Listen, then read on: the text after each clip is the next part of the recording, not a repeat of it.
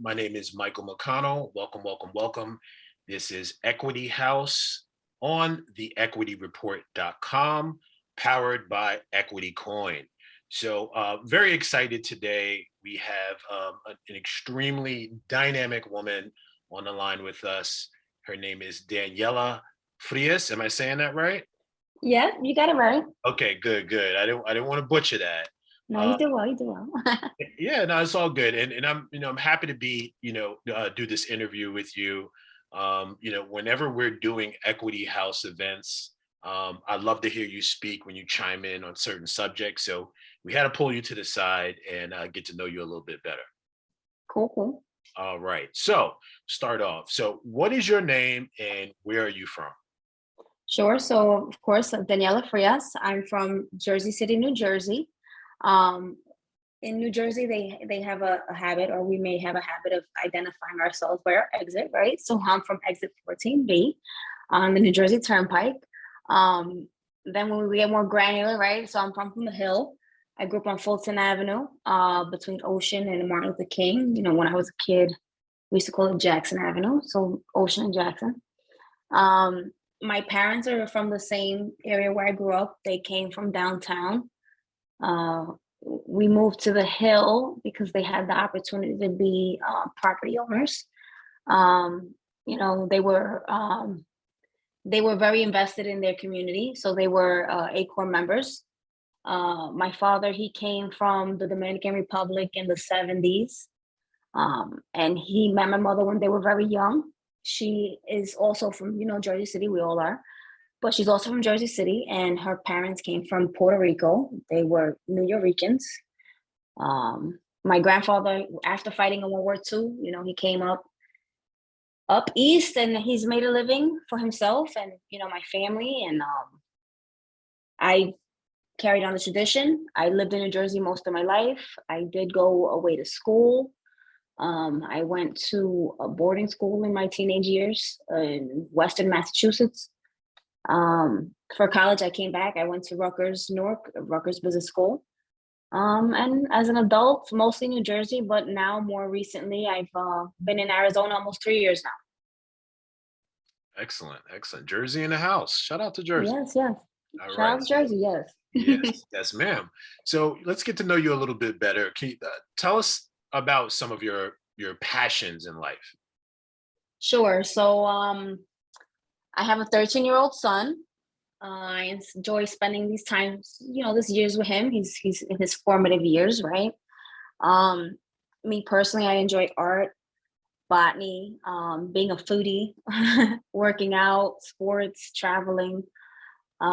Just thinking back on some of the ways that I've pursued my passions recently.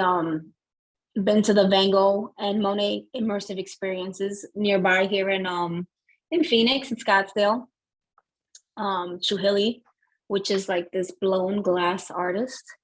I saw his exhibit in the Phoenix Botanical Garden, and interesting, I saw his one of his previous exhibits at the Bronx Botanical Garden. So pretty cool to see a lot of his work. Very breathtaking. My son is at that age where they're into electronics, social media, and he's always looking up recipes on YouTube, and we try them out. Um, Workouts, going jogging. Arizona has so many beautiful vistas, whether it's like the sunrise or the sunset. It's just really just gorgeous.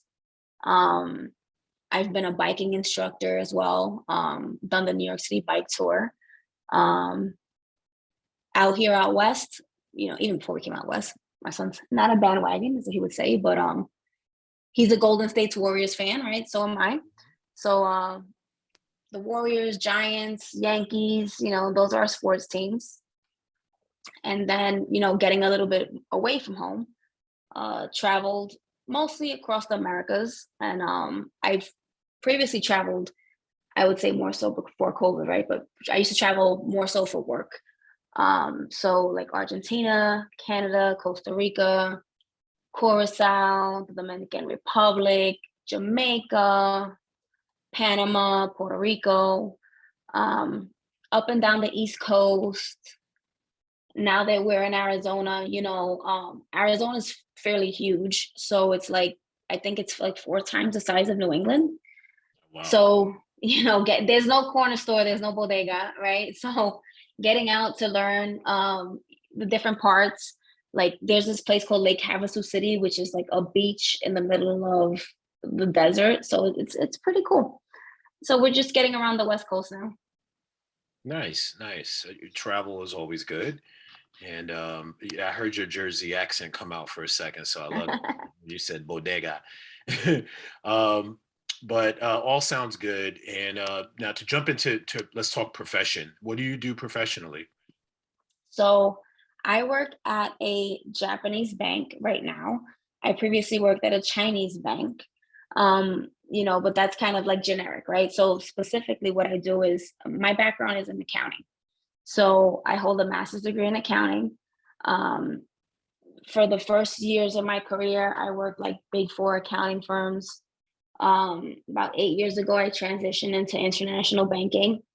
So I've been able to utilize the experience that I have from like when I used to work at public accounting firms and learn really audit and like technical accounting stuff, bring that expertise over to the bank.